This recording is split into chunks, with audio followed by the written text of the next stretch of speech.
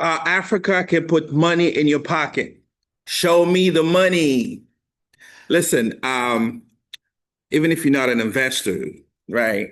Uh, I think it's time to talk about Africa and the way to realize that Africa is not just rising. Man, it's a big economic revolution. The question is, are you paying attention? Even if you never thought about investing in Africa, right? Or you feel like it's a world away, it's time to understand one simple truth, right? Who's calling me here? Don't call me, I'm recording. Anyway, that was a quick commercial. I think it's time to understand the simple truth that Africa is not a charity case. No more. It's a business opportunity. And right now, I mean, new U.S. policy shift on the Trump administration, some smart strategy that right now the U.S. is making the case that change the narrative when it comes to Africa, really focus on the fact that it's about business, not aid, trade. And the reality for U.S. investor, U.S. company, entrepreneur, the door to Africa, 3 trillion opportunity is wide open. But here's how Africa can put money in your pocket, um, step by step. Let me see if I can break that down because why now is the time to move? Because you think about number one, entry, African market entry equal equity, meaning that you get in there while it's still early. You penetrate the African market. Why? Because you got fast urbanization, meaning that there's just a demand boom, man. A lot of Africa cities, a lot of cities across Africa are basically exploding growth, urgent demand for real estate, transport, logistic, tech, fintech, clean energy. I mean, you name it, healthcare, agriculture. I think early mover win big. That's your return of investment. I think companies that are entering early become a market leader. You got to think mobile banking, man, solar energy, logistic, and digital services. Across Africa, there's so many spaces where people cannot bank in a rural area. That's one example. But I think if you think about your return of investment, your potential, yeah, up to like maybe 30% in return in high growth sector. You have a lot of high growth sector across Africa. Second, I think, less red tape, because remember, corruption is not an African thing, it's a global thing. My thing is countries like Rwanda, Kenya, Senegal, I think Ghana, they become investor heavens, man. We transparent. There's a lot of pro business regulation, business friendly environment. That's what you want. And you got to work with local consultants to navigate the landscape. Focus on localization, localize your approach. And building relationship is everything across Africa. But your market entry is everything though. I think a big tip is don't go alone. You got to build smart partnership, take your time, strategize. Yeah, political shift. Listen, political instability is a global thing. Yeah, it's a global thing. It's not just an African thing, but understand like stability wins, man. There are stable countries across Africa to do business, like Ghana, Botswana, and Senegal. They all have like this democratic transition and stable business climate. Because I think, you know how we are in the US, we know we're afraid in, Africa, but they are anti-corruption measure. And plus, mobile money is kind of boosting transparency and trust. I know, you may be concerned about regulatory compliance. Just hire a local consultant on the ground. Um, another opportunity to think about workforce gold mine. Yo, talent and tech and trust is basically your strategy. You can hire a lot of skilled African teams, man, for 70% less, with strong English fluency and tech savvy. Because, from AI to customer service, Africa remote workforce is the future. Very efficient. So think about Upwork meets Wakanda. I know we got Fiverr, we got Upwork, but I think Africa remote workforce is basically the future. And at the end of the day, if I step back, think about how we are in the U.S., what the U.S. government is doing about it when it comes to Africa right now, as we speak, under President Trump. second term is the bottom line is, the president have appointed Ambassador Troy Filter, who leads the new, commercial diplomacy strategy. It's online. They lay down six strategy, basically replacing aid with business first trade. That's the language right now. And I think also the call to all U.S. ambassador across Africa to close business deal, basically bring more U.S. company across Africa. Not just to shake hands and take pictures. You know how we do, but I think let's do business. Connecting American businesses with Africa booming markets. That's the U.S. strategy right now, promoting high quality infrastructure and real accountability from both sides, meaning that African government have to get it together, make sure that a more and more African nation become, business friendly environment, get it together. And all these bureaucracy stuff. I mean, diplomacy is diplomacy, but I think you have to really mix diplomacy and business strategy. And also think about small businesses right now. Yeah, they're on board as well. Export ready, Africa focused. That's what the SBA prioritized on making sure that, it's about manufacturing and trade. We want to get focused on U.S. product domestically, locally, but also export to Africa into global market. So the translation at the end of the day is like, if you're a small business owner, Africa just became your international launch pad. And the conversation is still going. We got to execute more. I mean, not everything is perfect, but you got to start somewhere. So I'm here to sell the vision that shift your mindset. That's number one.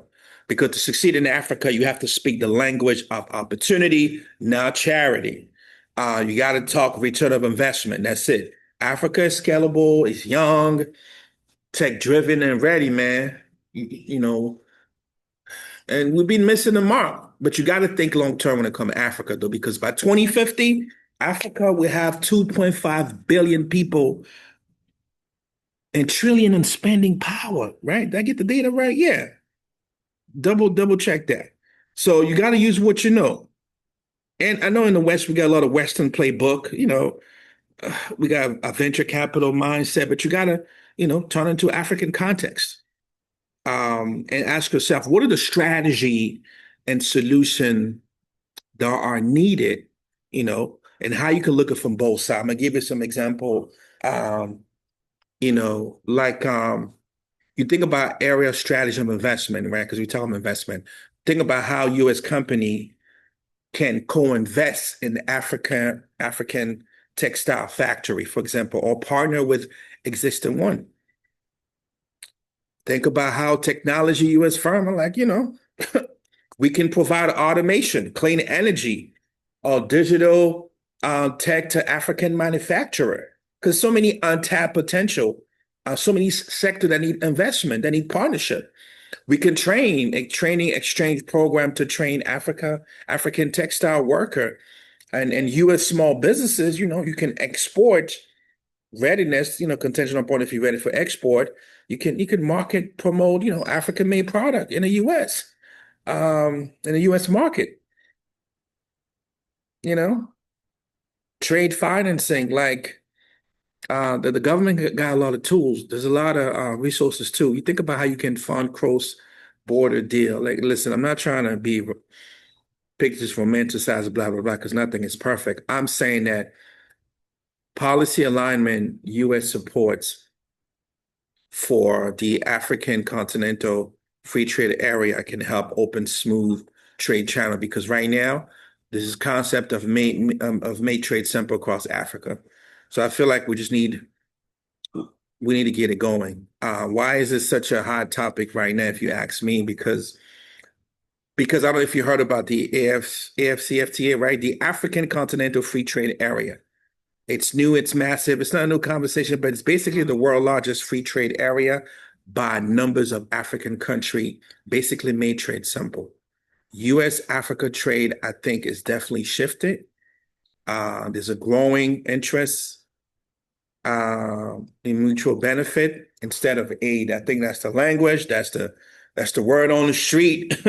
Africa wants value added manufacturing. Not just exporting raw good because we import too much, man. Dang, across Africa.